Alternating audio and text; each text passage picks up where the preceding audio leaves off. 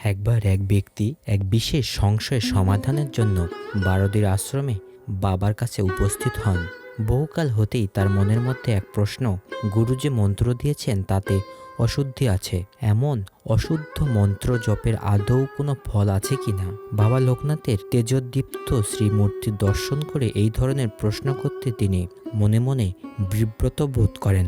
তাই করজোরে মৌন হয়ে দাঁড়িয়ে থাকেন তিনি। অন্তর্যামী ভগবান সংশয়ের কাটাতি দূর করার জন্যে স্বতঃস্ফূর্তভাবেই বলেন, গুরুদত্ত মন্ত্রে শুদ্ধাশুদ্ধ বিচার করা শিষ্যের কর্ম নয়। গুরু যা বলেছেন কোনো দ্বিধা না করে তা জপ করে যাওয়াই শিষ্যের কর্তব্য। এ দিব্য আদেশ শিষ্যের মনের সংশয়ে কুয়াশাকে মুহূর্তের মধ্যেই দূর করে দেয়। পরম শুদ্ধাশুদ্ধ চিত্তে জগৎগুরুর চরণে ভক্তির অর্ঘ্য নিবেদন করেন তিনি। বাবা লোকনাথের এ দিব্য বাণী যুগে যুগে শিষ্য মনের অশুদ্ধি জাত সংশয়ের এক শাশ্বত সমাধান। স্বার্থ সন্ধানী মানুষ ক্ষুদ্র স্বার্থ প্রণোদিত হয়ে গুরুকরণ করেন এবং ভক্তির অতি সহ্যে দীক্ষা গ্রহণ করেন, কিন্তু কোনো অভ্যাস বা অনুশীলন না করে আশানুকূল ফল না পেলেই গুরু মিথ্যা, গুরু অশুদ্ধ এমন ভাব মনে পোষণ করা ধর্মজগতে সত্যি ঘোর অপরাধ, মহাপাপ।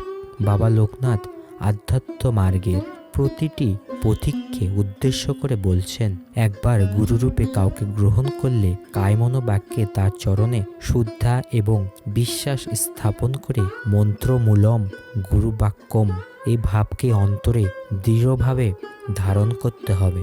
গুরুকরণের পূর্বে গুরু শিষ্যকে এবং শিষ্য গুরুকে সব রকমভাবে পরীক্ষা করে নিতে পারে।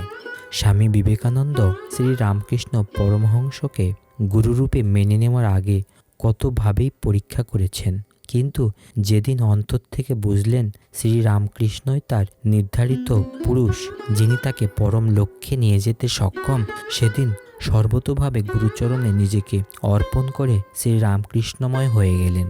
আজীবন তিনি শ্রী রামকৃষ্ণের দাস হয়ে সারা জগতে বেদান্তের অমৃত বাণী প্রচার করলেন। ঠাকুর বলতেন, গুরুকে একটি বছর দিনে রাতে কাছ থেকে দেখে বুঝে তবেই তার কাছে শরণাগতি নেওয়া উচিত। তবে একবার গুরুচরণে শরণাগতি নিলে পিছনে ফিরে তাকানো কোনো শিষ্যের উচিত নয়।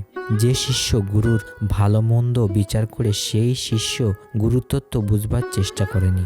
গুরুত্ব জ্ঞান সূর্য, তার আলোক প্রদানের ক্ষমতাকে ক্ষুদ্র বুদ্ধি দিয়ে বিচার করতে যাওয়া কি বাতুলতা নয়? শিষ্য গুরুকে বিচার করে না, শিষ্য গুরুকে বিচার না করে আত্মবিচারহীন হবে।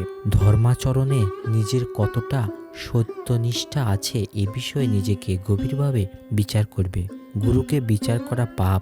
গুরুদত্ত মন্ত্রের অমর্যাদাও পাপ।